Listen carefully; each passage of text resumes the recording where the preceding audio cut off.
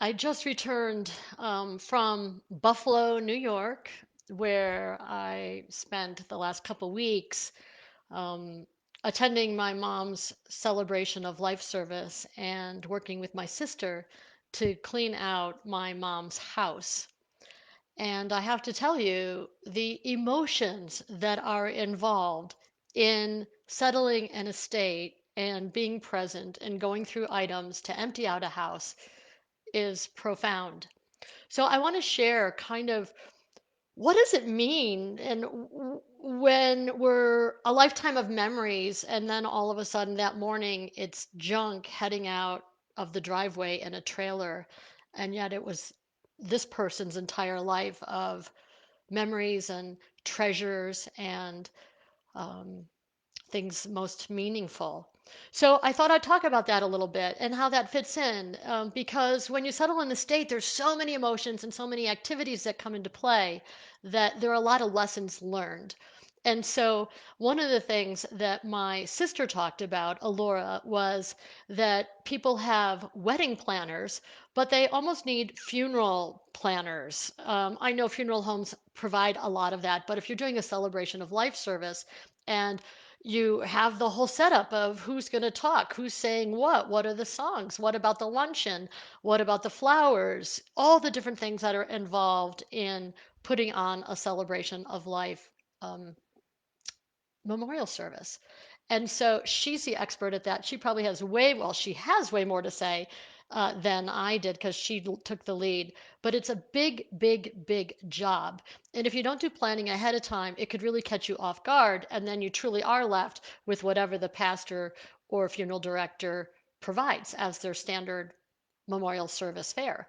So that's the first thing. And the second thing is what is important to one person may not be important to the other. And what is the sentimental meaning of things? When you think of, like, for instance, at my mom's memorial service, it was important for her to give this little um, angel to all of her grandchildren, specifically where she held it in her hand and she wanted to make sure that each grandchild got this guardian angel that they could keep in their pocket and always have this memento of who she was in their lives and know that she's protecting them and following them. So for some people, it could be a little guardian angel. Um, for others, it could be a token of jewelry. My mom loved jewelry. She wore jewelry all the time. And it was important for my sister, who also is involved in jewelry with her Silpata back in the day, that she distributed the jewelry to all the important people that she thought it would matter to, whether it be a grandchild or her sister, my mother's sister, or anyone else, to make sure that my mom, who did a lot of notes, had little baggies where she would put a note in this piece of jewelry with the jewelry saying that it goes to this grandchild because of this reason. My mom, Jackie, left a lot of notes. Um, and they're interesting and funny and sad at the same time, depending on the note that she left. So one note was on this memo pad, and she writes about how she was cleaning out a drawer and she found this memo pad and decided to leave us a note. Um, and it's the 19th Super Bowl when she wrote this note, and the Super Bowl was going to happen in a couple hours, and she was looking forward to watching it. Um, but she wondered how old I'll be when I die, or oh, what a thought. I'll be 46 in May. Hope you all find smiles about mom when you go through my treasures one day. Let's see, it's June 20th, 1985. Hope I live a lot longer. I've got so much more to do with my life. Just want you all to know how much I love you all and how very proud you three girls have made me.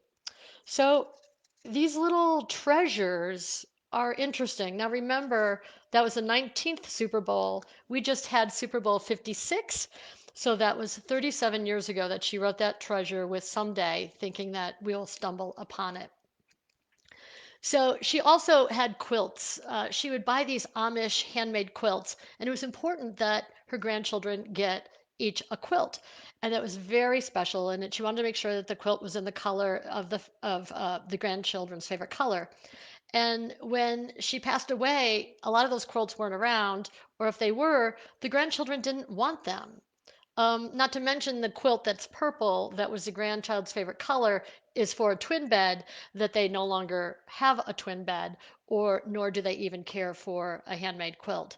So it's fascinating the importance that we give to different things that the next generation may not find it as interesting or as special.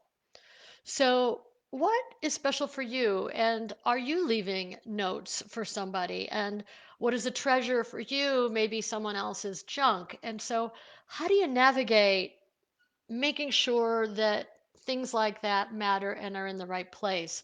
One of the things that's more of a treasure for me, based on what I love, is because I love history, is that she had a note saying that this was her grandfather's 1941 1040 income tax return. And it looks like this. It is so incredible. 1941, that's all it was. 2 pages of a tax return.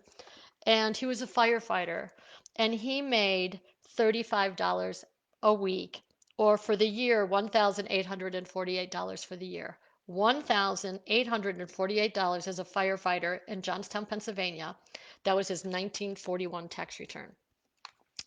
Now, this I love, and it's a treasure for me, and it holds sentimental meaning about the nature of occupations and employment and inflation and how things have changed since 1941 to 2022.